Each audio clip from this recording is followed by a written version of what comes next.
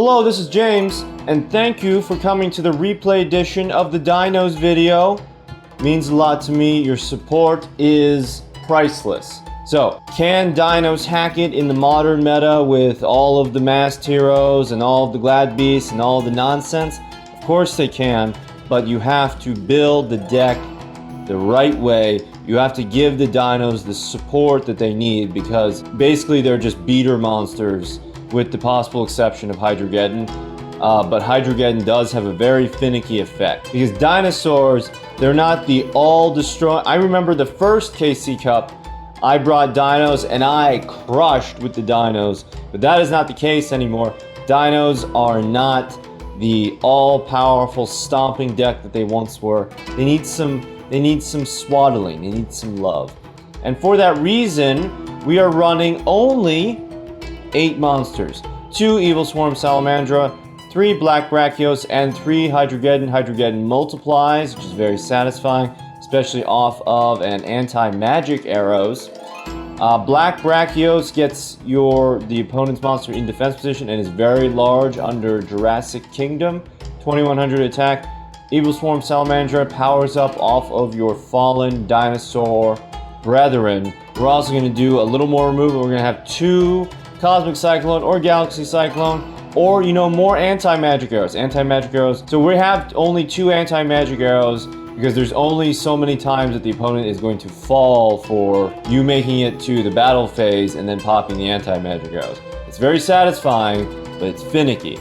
So we have to use the Cosmic Cyclone or the Galaxy Cyclone or what have you for that permanent removal. You could also use Patronate. That's also a good idea. The rest of our back row is going to be very simple. It's going to be very simple beater back row that complements dinos and covers up their modern day weaknesses. We're going to have 1 Forbidden Chalice for countering those new meta kids with their fancy monster effects. 1 Widespread Ruin. Widespread Ruin, great against the masked heroes. Because Widespread Ruin doesn't target, good way to play around the masked heroes. Widespread Ruin, greater than sign, Sakuretsu armor. Our dinos need some of that protection with the Super Rush Headlong. Can be used offensively, can be used defensively. And for the extra cheesy plays, the enemy controllers, you can multiply your Hydrogeddons and then you can Econ take. It's a very nice feeling. Finally, 2 Wall of the Daddy protects you from, well, any Hazy Flame beatdown decks that might be lurking around. But also Blue Eyes. Blue Eyes is the kryptonite of dinosaurs because they're basically just bigger, better dinosaurs. Because dinosaurs are beaters. Blue Eyes is bigger beaters. If you can hit the Blue Eyes with the Wall of the D, your beaters become the big beaters. And that is how you win. Now, when you are battling an Ishizu, the skill usually doesn't come up, because if people run Ishizu for 2 skills, that is No Mortal Can Resist, which once per duel, she can turn all of your graveyard monsters into useless little skeleton guys. And Sealed Tombs, it's usually Sealed Tombs, which people use to play around vampires. Sealed Tombs, you can't move stuff around in your graveyard, but it is Gladiators. We're going to put the Chalice onto the Murmillo. Enemy controller, protect the Brack Brach. Murmillo attacks. Low attack points, cannot destroy. Swaps out, but that's fine because it can't swap out for another Murmillo. Opponent is forced to play into a Bestiary. We're going to go Brack Brach. Nobody expects the anti-magic arrows. Destroy, destroy. Now, even though anti-magic arrows is there's the Sealed Tombs. Even though anti-magic arrows is only a temporary effect, think of it as trading 1 card for 2 cards. It cost me my anti-magic arrows, and I was able to destroy 2 gladiator beasts in a deck that is very normal summon reliant, and that is an excellent trade. But of course, we get Wall of D because we don't want to pop the arrows unless we're getting something good out of it, either destroying monsters or getting game. Our Evilswarm is destroyed by a Widespread Ruin. Demakari blocked with the enemy controller. We don't want to start getting those free flips, getting those free Murmillos. Best possible scenario for set Cosmic Cyclone. Cosmic Cyclone onto my Cosmic Cyclone Ishizu costs yourself 1,000 life points, and we hit a back row. Darius gets out the Laquari. Opponent is likely trying to go for a Heraklinos. We have Bestiari, Cosmic Cyclone.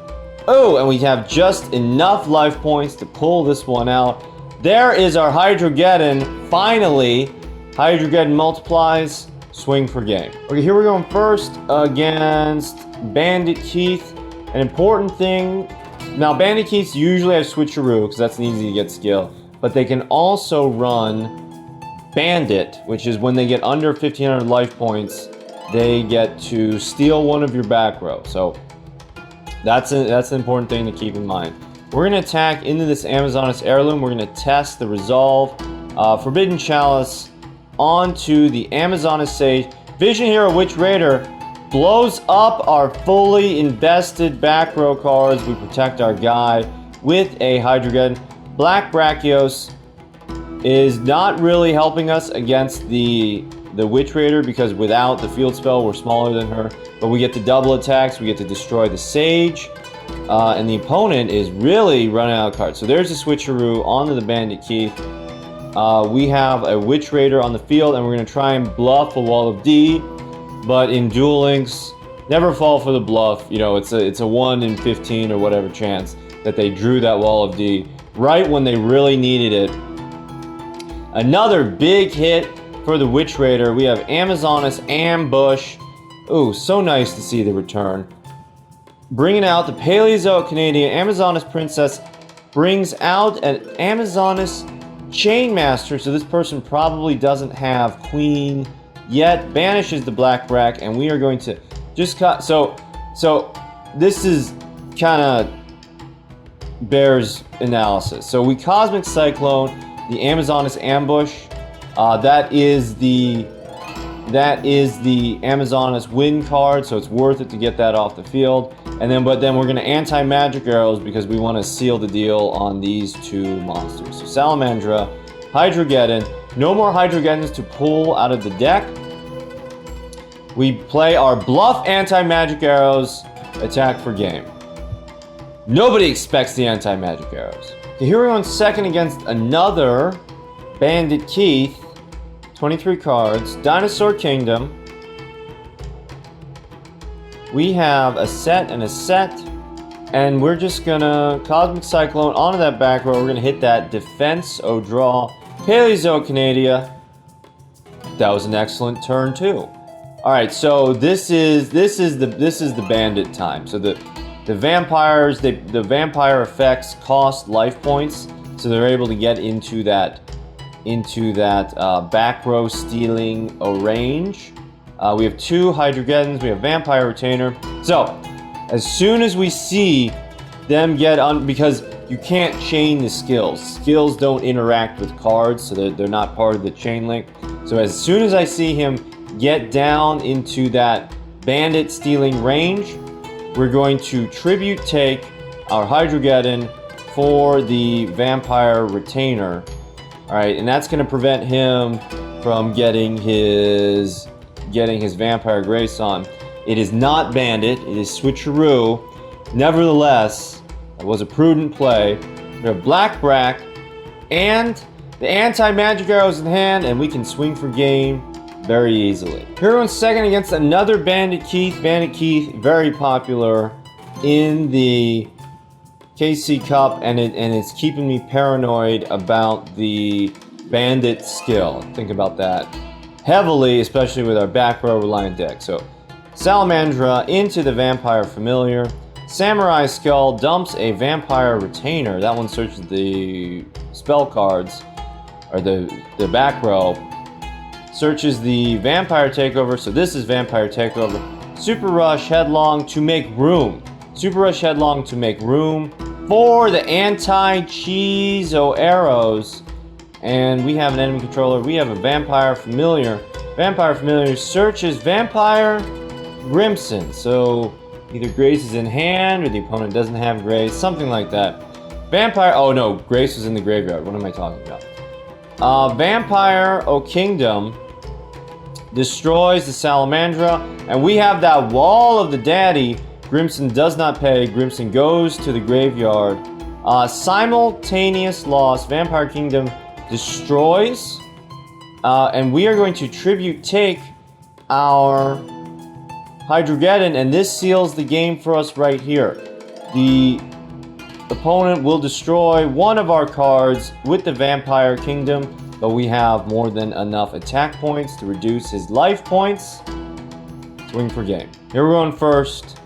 And now, dear viewer, we are going to see Rex Raptor's part of the cards against his ancient foe, the Insect Man. Alright, so we lead our Hydrogeddon with a widespread ruin, Wall of the D. Opponent has 2 sets, and our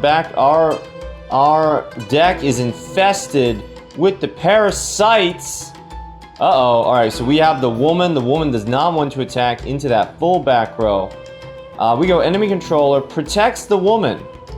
Curious. Double tribute for the golem. Opponent attacks for a very big woman, but we have the widespread ruin. Anti-magic arrows, but of course, the opponent has the Karibo. And what do they draw? They draw into the woman, putting us at 1,500 life points, and there is only a single card in our deck that can save us now. Can we have it? Can we have the Forbidden Chalice, the Forbidden Fruits, chain to the Lava Golem, or not, activate on the Lava Golem during the standby phase, no 1,000 points of defense damage, and we just have to trust in the back row. We see an enemy controller, no Lava Golem betray, but we win the game. Thank you, Brack Brach, and thank you for watching.